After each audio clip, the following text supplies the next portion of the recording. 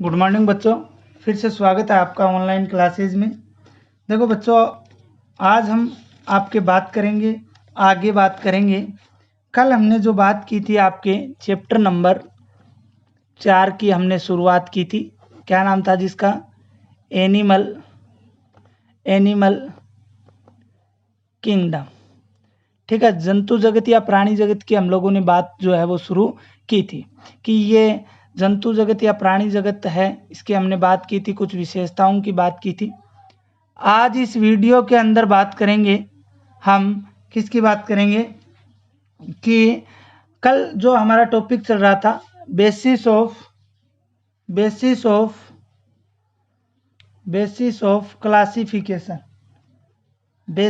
Classification की हम लोग जो है वो बात कर रहे थे।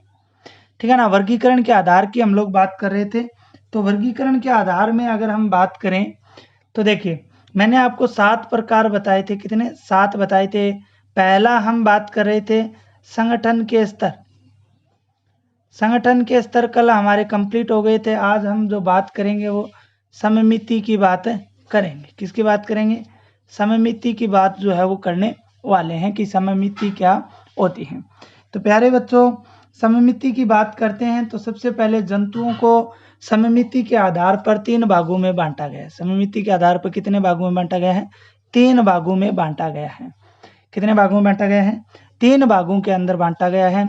एक नंबर अगर हम बात करें तो वो है असममिति। दूसरा जो है वो है अरीय सममिति।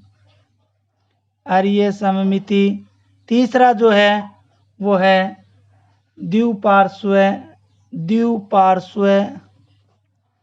सममिति। असममिति, अरीय सममिति और द्विपार्श्व सममिति। सबसे पहले हम बात करेंगे असममिति। सर्वप्रथम बात करेंगे असममिति की बात करते हैं तो देखो, इसकी परिभाषा की बात करते हैं तो जंतुओं के शरीर की ऐसी आकृति जिससे किसी भी तरह से या किसी भी भाग से दो बराबर भागों में नहीं बांटा जा सकता। क्या नहीं किया जा सकता? 2 बराबर भागों में नहीं बांटा जा सकता। जैसे अमीबा की अगर हम लोग बात करें तो देखिए, इस प्रकार की आकृति होती है शरीर की। तो इसको हम ऐसे काटेंगे तो भी 2 बराबर भाग नहीं होंगे। इधर से कैसे, ऐसे काटेंगे तो भी बराबर भाग नहीं होंगे।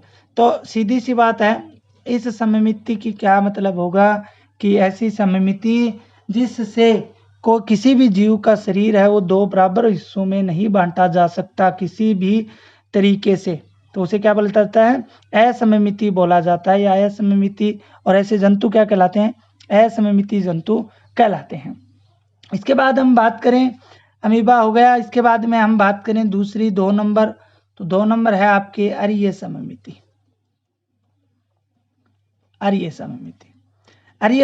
की अगर बात करते हैं तो बच्चों, अरीय सममिति जो है, ऐसे जंतु जिनका सिर्फ एक ही तल या 2 अक्षों में केंद्र से गुजरने वाली कांटों से उसे सिर्फ 2 भागों में बांटा जा सकता है। क्या परिभाषा है? अभी आप लोग देखो, परिभाषा बताता हूं आपको। ऐसे जंतु जिनको सिर्फ एक ही तल या 2 अक्षों में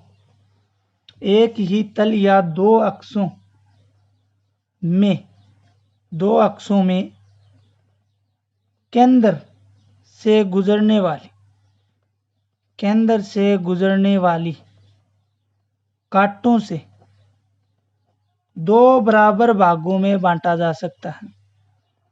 2 बराबर भागों में बांटा जा सकता है। जैसे उदाहरण की अगर हम लोग बात करें तो नाइडेरिया है। कौन सा उदाहरण है? नाइडेरिया है। इसके अलावा टिनोफोरा है, नाइडेरिया है, टिनोफोरा है, इकाइनोडर्मेटा है। कौन सा है? इकाइनोडर्मेटा है। आदि में अरीय सममिति पाई जाती है। केवल केंद्र से ही उनको क्या है? 2 भागों में विभाजित किया जा सकता है। 3 नंबर अगर हम बात करें तो द्विपार्श्व सममित। बिल्कुल इजी है। द्विपार्श्व सममिति देखो क्या होती है, ऐसी सममिति जिसमें द्वि को एक ही तल या अक्ष से एक ही तल या अक्ष से दो बराबर भागों में बांटा जा सकता है। कितने में बांटा जा सकता है? दो बराबर भागों में बांटा जा सकता है। ऐसे काट में जो जंतु है वो दाएं व बाएं दो भागों में बंट जाता है। जैसे अगर हम बात करें मनुष्य की बात करते हैं, तो इसको अगर बीच में से हम काटेंगे इस प्रकार से, तो दायां और बायां दोनों भाग जो है वो अलग अलग हो जाएंगे, बराबर भागों में अलग अलग हो जाएंगे। समझे? तो दो बराबर भागों में बंट जाते हैं, लेकिन एक ही तल से या एक ही अक्ष से होगा ऐसा नहीं है। ऐसे अगर आप लोग काटोगे तो नहीं होगा, इधर कैसा ही भाग है और इधर कैसा ही भाग है, केवल एक ही तल से इनको काटा जा सकता है। इसके अगर और उदाहरणों की बात करते हैं तो हेलमिंथीज है, ठीक है, मनुष्य तो हो गया, हेलमिंथीज के सदस्य, आर्थ्रोपोडा के सदस्य, इसके अलावा मोलस्का, और हम लोग जो है वो कोर्डेटा में आते हैं। ठीक है, तो कोर्डेटा भी इसी के अंदर आता है। तो प्यारे बच्चों, आज के लिए इतना ही। कल हम जो बात करेंगे वो करेंगे द्विकोरकी तथा त्रिकोरकी संगठन की बात करेंगे। ओके।